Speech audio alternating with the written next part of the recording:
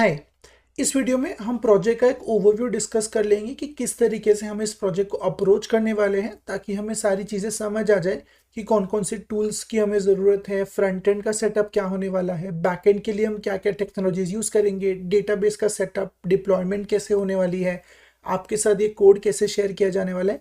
ऐसी काफ़ी सारी छोटी छोटी चीज़ें हैं जो हम पहले डिस्कस कर लेते हैं, ताकि हमें एक बहुत अच्छी क्लैरिटी मिल जाए कि किस तरीके से आगे के जो स्टेप्स हैं वो हम लेने वाले हैं। तो सबसे पहले टूल्स से स्टार्ट करते हैं। इस प्रोजेक्ट को बनाने के लिए हमें काफ़ी सारे टूल्स की ज़रूरत है। जो पहला टूल हमें चाहिए ऑब्वियसली वो VS कोड होने वाला है, जो कि हमारा IDE इंटीग्रेटेड डेवलपमेंट एनवायरनमेंट होने वाला है। क्योंकि ये प्रोजेक्ट फ्रंट एंड के साथ साथ बैक एंड इंटेंसिव भी होने वाला है, हमें VS कोड के अंदर भी काफ़ी सारे एक्सटेंशंस की ज़रूरत पड़ेगी, जो मैं आपको आगे चल के बताऊंगा। तो जैसे जैसे हमें एक्सटेंशंस की रिक्वायरमेंट होगी, मैं आपको बताता चाहूँगा कि इस चीज़ के लिए हमें ये एक्सटेंशन चाहिए और उसको किस तरीके से इंस्टॉल एंड सेटअप करना है। तो again VS code is going to be our integrated development environment, जहाँ पे हम सारा कोड लिखने वाले हैं। इसके अलावा जो दूसरा टूल हमें चाहिए वो है गूगल क्रोम, जो हम यूज़ करेंगे आउटपुट को टेस्ट करने के लिए। अगेन बहुत सारे ब्राउजर्स अवेलेबल हैं, टेक्निकली आप कोई भी ब्राउज़र का यूज़ कर सकते हो, बट जो डेवलपर टूल्स हमें ब्राउज़र से मिलते हैं वो गूगल क्रोम के टूल्स कंपैरेटिवली बाकी ब्राउज़र से काफ़ी बेटर हैं। तो आई वुड रेकमेंड कि इवन अगर आप पर्सनल ब्राउजिंग के लिए कोई और ब्राउज़र यूज़ करते हो, फिर भी इस प्रोजेक्ट को डेवलप करने के लिए आप गूगल क्रोम का यूज़ कीजिए, एंड उसके अलावा आपको जो भी ब्राउज़र यूज़ करना है आप यूज़ कर सकते हो। But for the development part I would recommend you use Google Chrome, because Google Chrome में भी दो तीन एक्सटेंशंस है जो हम यूज़ करने वाले हैं, जो हमें आउटपुट को बेटर देखने में, चीज़ों को बेटर समझने में हेल्प करते हैं। तो अगेन आगे चल के मैं आपको बताऊंगा कि कौन से एक्सटेंशंस है और किस तरीके से उनको इंस्टॉल करना है। तो ये हमारा सेकेंड टूल हो गया, जो है Google Chrome, which we are going to use for testing our code. जो तीसरी चीज़ हमें चाहिए वो है Node.js। Node.js is basically a back end utility, जो कि एक जावास्क्रिप्ट रन टाइम इंजन है। तो इसका सिंपल मतलब ये है कि आउटसाइड द ब्राउज़र अगर हमें जावास्क्रिप्ट को रन करना है तो उसके लिए हमें Node.js की ज़रूरत होती है। That includes using any JavaScript based framework.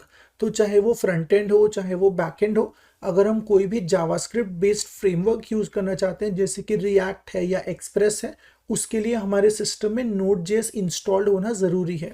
Because typically जब हम जावास्क्रिप्ट कोड रन करते हैं तो वो HTML के अंदर एम्बेडेड होता है। We run it with an HTML file, जो कि ब्राउज़र के अंदर रन होता है। बट जब हम रिएक्ट या कोई और फ्रेमवर्क का यूज़ करते हैं तो we are running JavaScript outside the browser, which is then enabled by node. तो Node.js को इंस्टॉल करना बहुत ज़रूरी है। इसके बिना कोई भी जावास्क्रिप्ट फ्रेमवर्क हम सिस्टम के अंदर यूज़ नहीं कर सकते। तो मेक श्योर कि आप Node.js को भी इंस्टॉल कर लो। अगेन बहुत सिंपल सेटअप है, nodejs.org इसकी वेबसाइट है, आप वहाँ पे जाके इसको डायरेक्टली डाउनलोड कर सकते हैं। And the installer is again very simple, you just have to click on next next next, instructions को फॉलो कीजिए और इसको सेटअप कर लीजिए। इसके बाद जो नेक्स्ट दो टूल्स हैं वो है गिट और गिटहब। तो गिट, जैसा कि आपको पता होगा, एक वर्जन कंट्रोल सिस्टम है जिसको हम यूज़ करते हैं चीज़ों का ट्रैक रखने के लिए। तो जब भी हम फाइल में चेंजेस करते हैं, कोई नई फाइल्स को ऐड करते हैं, चीज़ों को परमानेंटली सेव हमें करना है कि ये फीचर डन है, अब नेक्स्ट फीचर पे वर्क हो रहा है, इन सब चीज़ों को ट्रैक करने के लिए जो वर्जन कंट्रोल है उसके लिए हम गिट का यूज़ करते हैं। और गिट हब जो है वो कोलैबोरेशन टूल है, जहाँ पे हम कोड को शेयर करते हैं, राइट। तो again since this is going to be a project जिसमें हम गिट और गिट हब को रेप्लिकेट करने वाले हैं, it is important to understand कि ये टूल्स वर्क कैसे करते हैं, बिकॉज इसी फंक्शनैलिटी को हम रेप्लिकेट करने का ट्राई करेंगे, राइट। तो गिट के कुछ कमांड्स भी हैं जिनको हम रेप्लिकेट करेंगे, और गिटहब का जो बेसिक स्ट्रक्चर है, अकाउंट क्रिएशन, रिपोजिटरी को अपलोड करना, हम चीज़ों को कमिट करना, उन सब चीज़ों को भी हम डिस्कस करने वाले हैं। तो अगेन ये दो टूल्स हैं जो हम वर्जन कंट्रोल और कोलैबोरेशन के लिए यूज़ करेंगे। तो ये हमारा टूल्स की लिस्ट हो गई कि इन टूल्स की हमें ज़रूरत है। आई वुड रेकमेंड कि आप अगली वीडियो पे जाने से पहले मेक श्योर कर लीजिए कि आपके पास ये सारे टूल्स जो है सिस्टम में इंस्टॉल्ड हो। तो after you have all of this installed, you can then continue to the next video. अब अगली चीज़ जो हमारे पास है वो है फ्रंट एंड टेक्नोलॉजीज़। तो यहाँ पे फ्रंट एंड के लिए सबसे पहले चीज़ जो हमें चाहिए ऑब्वियसली वो है HTML, CSS और जावास्क्रिप्ट, क्योंकि एक वेब ब्राउज़र को ये तीन लैंग्वेजेस ही आती है, right. A web browser can only speak these three languages. HTML जो है वो कंटेंट ऐड करने के लिए यूज़ करेंगे, CSS styling, positioning and responsiveness, right, styling, arrangement, responsiveness, in 3 primary चीज़ों के लिए यूज़ करेंगे। और जावास्क्रिप्ट जो क्लाइंट साइड फंक्शनैलिटी है या फ्रंट एंड फंक्शनैलिटी है उसके लिए यूज़ करेंगे। तो हम नेटिव कोड नहीं लिखेंगे, बट इंस्टेड इन 3 चीज़ों को यूज़ करके या इन 3 चीज़ों का जो कंबाइंड फ्रेमवर्क है जो है रिएक्ट, उसका हम यूज़ करेंगे। तो अगेन डिस्कस करेंगे कि रिएक्ट प्रोजेक्ट बनाने का नया तरीका क्या है, इसके लेटेस्ट अपडेट्स में कौन कौन से फीचर्स हैं, उन सब चीज़ों को भी यूज़ करेंगे। एंड रिएक्ट हमारा फ्रंट एंड का मेजरली जो फ्रेमवर्क है वो होने वाला है। तो जो हम मेजरली फ्रंट एंड का कोड लिखेंगे वो रिएक्ट के अंदर लिखने वाले हैं, which in turn will consist of HTML, CSS and JavaScript code. इसके अलावा जो हम एक लाइब्रेरी का यूज़ करेंगे वो है बूटस्ट्रैप। तो Bootstrap is basically a place, एक लाइब्रेरी है जहाँ पे हमें काफ़ी सारा रेडीमेड कोड, जो ओपन सोर्स कोड है वो मिल जाता है। तो it is really important to understand कि इस तरीके की जो लाइब्रेरीज़ हैं उनको यूज़ करना रिकमेंडेड भी है और उनको यूज़ करना बेनिफिशियल भी है, स्पेशली तब जब हम पर्सनल लेवल पे प्रोजेक्ट्स बना रहे हो। बिकॉज इन लाइब्रेरीज में जो हम रेगुलरली यूज़ कंपोनेंट्स होते हैं, जैसे कि नैवबार है या फुटर है, ये जो चीज़ें हम हर वेबसाइट पे या हर वेब एप्लीकेशन पे देखते हैं, उन्हें बार बार क्रिएट करने की ज़रूरत नहीं पड़ती। We can start from that template जो हमें लाइब्रेरी से मिल जाती है, एंड देन उसको हम कस्टमाइज कर सकते हैं to make it look and feel exactly the way we want. तो खुद से सब कुछ स्क्रैच से लिखने में जितना हमें टाइम लग जाता है, वो टाइम को हम काफ़ी रिड्यूस कर सकते हैं इन लाइब्रेरीज का यूज़ करके। तो अगेन बूटस्ट्रैप को एक्सप्लोर करेंगे और उसमें जो मेजरली कंपोनेंट्स, जो मेजर कंपोनेंट्स हैं उनको कवर करेंगे कि मेजरली कौन कौन सी चीज़ें यूज़ होती हैं, जैसे कि नेविगेशन बार है, फुटर है, मोडेल है, ऐसे 5-6 कंपोनेंट्स हैं जो बहुत कॉमनली यूज़ होते हैं। तो उनको भी डिस्कस करेंगे बूटस्ट्रैप की मदद से। तो ये हमारा फ्रंट एंड का सेटअप होने वाला है, रिएक्ट अलॉन्ग विद बूटस्ट्रैप।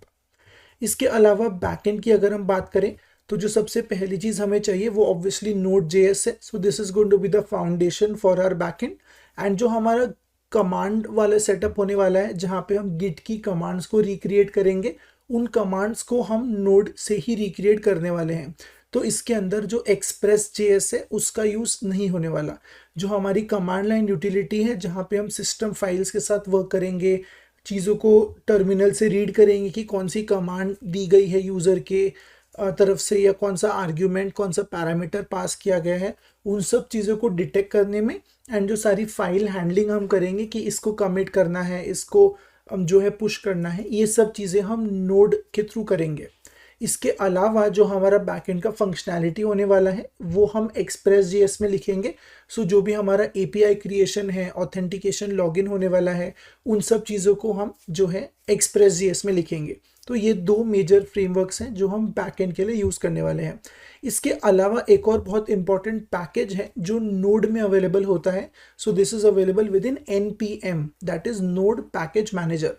तो ये जो पैकेज है इसका नाम है YArgs। This is basically a package जो हमें कमांड लाइन से जो कमांड्स आती है या कंसोल में जो कमांड्स आती हैं उनको रीड करने में हेल्प करता है, so that we can read the command that the user has given and accordingly उसको हम प्रोसेस कर सकते हैं, राइट। तो अगेन क्योंकि हम गिट की कमांड्स को रेप्लिकेट करने जा रहे हैं, तो बहुत सारी ऐसी कमांड्स हैं जैसे गिट ऐड है, जिसके साथ हम एक एक्स्ट्रा पैरामीटर भी यूज़र से लेते हैं कि कौन सी फाइल को ट्रैक करना है, या जब हम गिट कमिट करते हैं तो एक कमिट मैसेज यूज़र से लेते हैं। तो ये जो एडिशनल पैरामीटर्स हैं, और ये डिटेक्ट करना कि विंडोज़ के केस में कमांड प्रॉम्प्ट में या मैक या लिनक्स में टर्मिनल में कौन सी कमांड दी गई है, this is done with the help of this package called YArgs, right. So ये 3 चीज़ें हम बैकएंड के लिए यूज़ करने वाले हैं।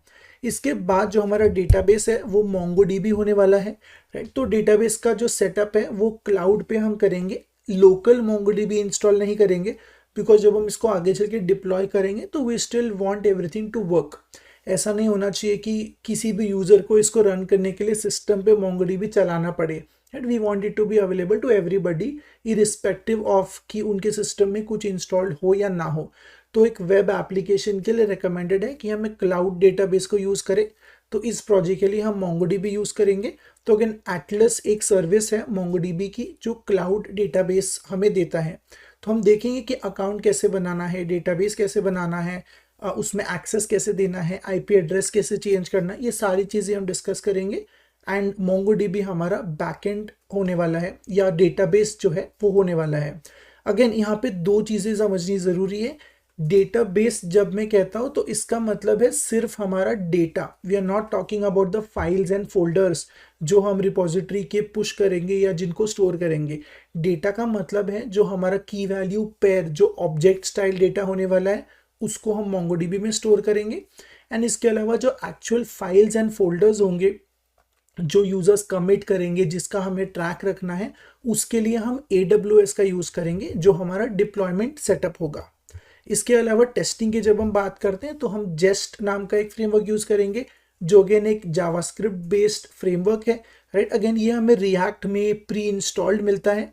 तो जब हम एक रिएक्ट प्रोजेक्ट बनाते हैं तो उसके साथ काफ़ी सारी चीज़ें हमें मिलती हैं, जिसमें टेस्टिंग के लिए जो जेस्ट की लाइब्रेरी है वो हमें मिलती है।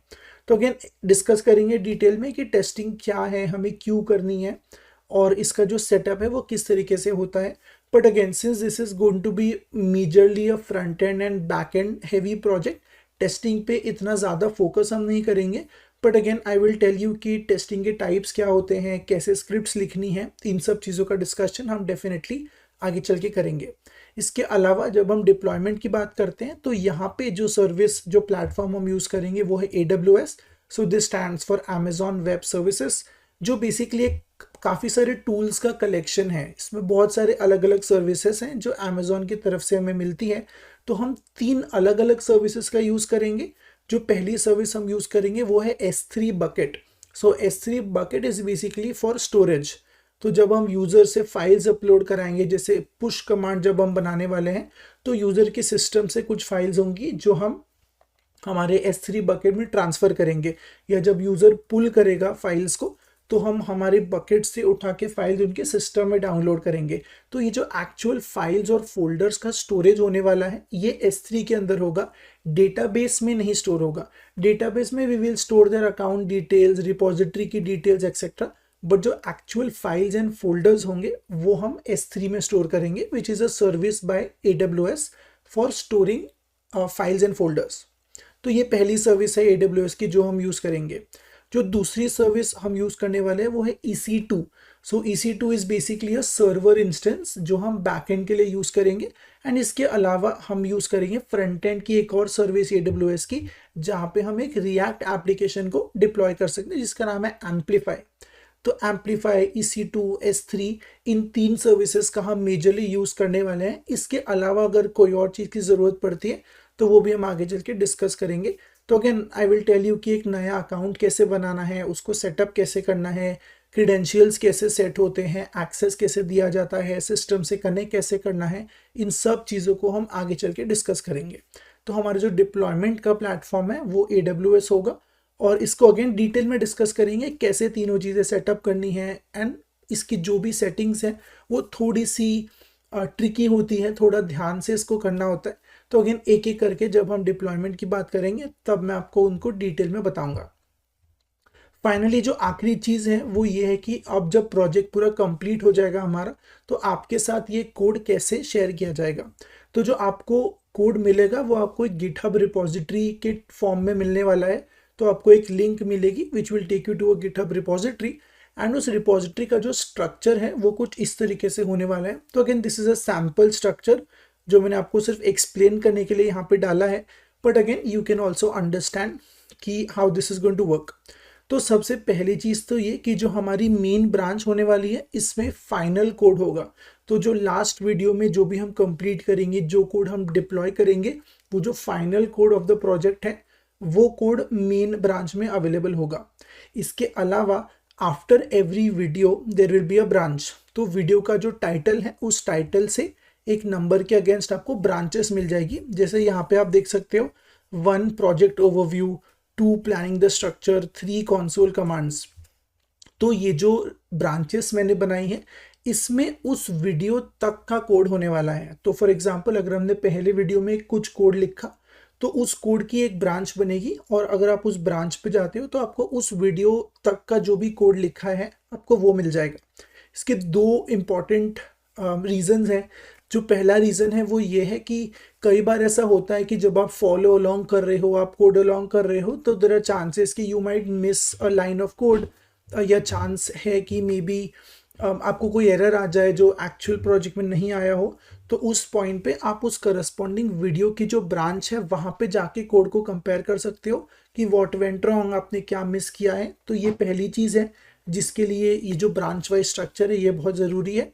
और जो दूसरा रीज़न है वो ये है कि जो भी हम एसेट्स का यूज़ करेंगे, जैसे जो भी हम इमेजेस का यूज़ करेंगे या उन सब चीज़ों का जो यूज़ करने वाले हैं, जो एक्सटर्नल चीज़ें हम ऐड करेंगे, तो वो भी आपको उस करस्पॉन्डिंग ब्रांच में मिल जाएगी। तो जिस वीडियो में जो एसेट्स इंक्लूड होने वाले हैं वो उस पर्टिकुलर ब्रांच में आपको मिल जाएंगे कि इस वीडियो में अगर हमने ये 2 इमेजेस ऐड की तो उस ब्रांच में आपको वो 2 इमेजेस मिल जाएंगी। तो आप वहाँ से उनको डाउनलोड करके अपने प्रोजेक्ट में यूज़ कर सकते हो। एक आखिरी चीज़ आपको जो ध्यान में रखनी है वो ये है कि जब भी आप इस प्रोजेक्ट को फॉलो अलोंग करेंगे तो try to first do it on your own. तो आई वुड रिकमेंड कि एक बार आपने वीडियो देख लिया, उसको आप मिनिमाइज कर दीजिए। आप बिना वीडियो को देखे उस चीज़ को रेप्लिकेट करने का ट्राई कीजिए। अगर आपको हेल्प लगती है तो आप दोबारा वीडियो को ओपन करके देख सकते हो, but don't try to copy paste the code. आप स्क्रीन पे देख के एज इट इज़ उसको मत लिखिए, वीडियो को मिनिमाइज करके कोड लिखने का ट्राई कीजिए। This way you will understand things much better, right. तो ये एक क्विक टिप है आपके लिए, तो hopefully this will help you understand things better. तो ये क्विक ओवरव्यू है जो हमें यहाँ पे मिल गया है, और अब हमें बहुत अच्छी एक अंडरस्टैंडिंग हो गई है कि क्या हमारे प्रोजेक्ट की अप्रोच होने वाली है। जो नेक्स्ट वीडियो है उसमें हम डिस्कस करेंगे कि प्रोजेक्ट का स्ट्रक्चर कैसे होगा, कि फ्रंट एंड के लिए हम कौन कौन से फोल्डर्स बनाएंगे, बैक एंड का स्ट्रक्चर कैसे करेंगे। तो एक प्लानिंग ऑफ द प्रोजेक्ट हम डिस्कस करेंगे नेक्स्ट वीडियो में। तो क्विकली सारे टूल्स जो हैं उनको आप इंस्टॉल कर लीजिए और अगले वीडियो पे चलते हैं एंड कंटिन्यू करते हैं।